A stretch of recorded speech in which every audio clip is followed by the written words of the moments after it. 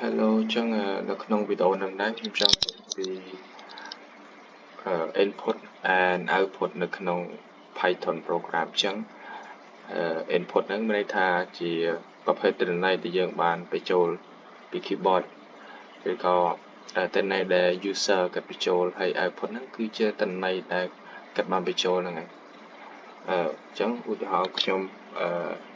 ចូលទៅកើត file មួយឈ្មោះ path ចឹងនៅក្នុង Python យើងដល់ py អូខេចឹងឧទាហរណ៍ខ្ញុំសរសេរ print print ចោលមួយ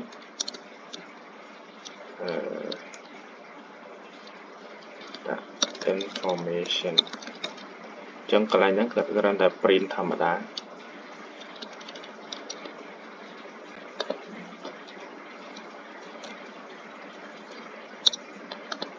អូខេចឹងកន្លែងហ្នឹងខ្ញុំប្រកាស variable មួយឈ្មោះថា student id ចឹងកន្លែងហ្នឹងខ្ញុំទទួលទិន្នន័យជា string ចឹងជា string ហ្នឹងយើងប្រើប្រាស់ input ជាធម្មតាទទួលទិន្នន័យជា string អូខេ enter student id ចឹងចូលមួយទៀតខ្ញុំមានដូចជា name ចឹងកន្លែងខ្ញុំដាក់ថា name student and មួយទៀតគឺ gender input gender ហ្នឹងខ្ញុំដាក់ age ស្មើនឹងចឹង age កន្លែងហ្នឹងតាមធម្មតា age ជាលេខចឹងយើងត្រូវប្រើប្រាស់នៅ integer ចឹងដើម្បីប្រើប្រាស់ជាមួយនឹងប្រភេទការបញ្ចូលទិន្នន័យចឹងយើងត្រូវបំលែងវាសិនយើងត្រូវសរសេរ n and input ចឹងយើងសរសេរ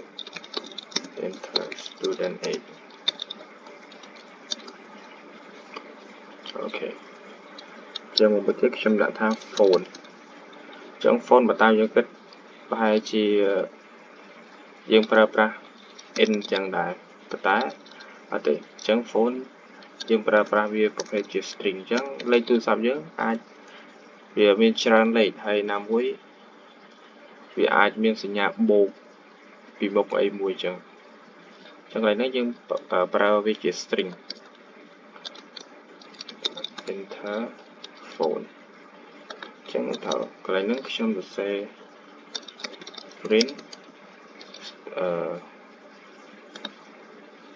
កន្លែងនេះខ្ញុំដាក់data student ចឹងកន្លែងនេះខ្ញុំ print student id and student name ចឹងបន្តទៀតមានដូចជា student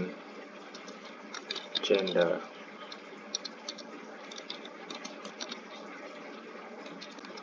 ចឹងនេះយើងសេ gender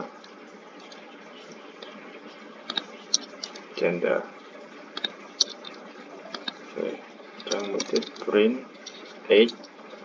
and student phone ចឹងដើម្បីយើងបញ្ចូលទិន្នន័យបានយើងយើង run ចឹងតែបញ្ចូលបានទេចឹងវាសេ cannot edit ចឹងវាថា read only ចឹងយើងចូលទៅ terminal new terminal ចឹងកន្លែងហ្នឹងខ្ញុំបង្កើត folder មួយឈ្មោះ Python program ចឹងនៅក្នុងហ្នឹងខ្ញុំមាន folder ចឹងខ្ញុំត្រូវសរសេរ cd lesson 4ដែលជា tab ចូលមេរៀនទី4 less input data ចឹងខ្ញុំ enter and ខ្ញុំ run ចឹងដើម្បី run យើង save py ឬក៏ python ហើយឈ្មោះ file អូខេចឹងខ្ញុំបញ្ចូល sr09 ឈ្មោះgender and age ចឹង phone number ចឹង355 885 855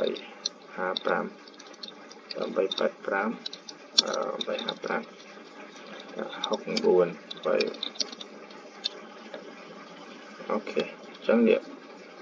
ជាទិន្នន័យដែលយើងបានបញ្ចូល chẳng bắt tao tiệt thao giờ bây giờ tuần này có phải chia slot trong slot thao GPA nhá GPA chẳng trong GPA về tuần này biết chia có phải tu sửa hiện chẳng dân para slot mua đầm bay bom lại tuần này thay GPA chẳng phải nãy dân print student GPA. Okay.